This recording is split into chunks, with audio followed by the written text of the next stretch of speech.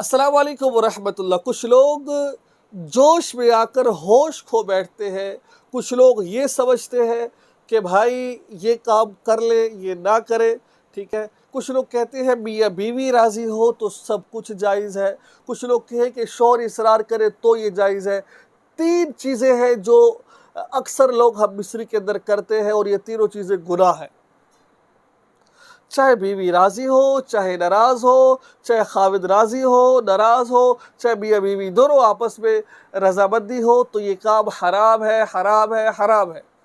Number एक, हालत has में बीवी के साथ जिमा करना ये हराम है, हराम है। हालत हैज़ में नाफ से लेके घुटनों तक बीवी को चाहिए कोई ऐसा कपड़ा पहन ले कि उससे फ़ायदा हासिल ना हो सके। हाँ, हालत बीवी के साथ लेट सकते हैं, उसके जिस्म से खेल सकते हैं, उनके मखसूस आज़ा को छेड़खानी कर सकते हैं, ये काम कर, लेकिन हम मिस्री नहीं कर सकते। नंबर दो, शर्मगाहों को मुँह में लेना। बीवी कहती है मेरी शर्मगाह को मुँह में ले, इसरार करती है, शोहर इसरार करे, नाराज़ हो जाए, भाई नहीं, जो काम नहीं है वो नहीं है। नंबर तीन, दुबुर में करना, पिछली साइड से हम मिस्री करना।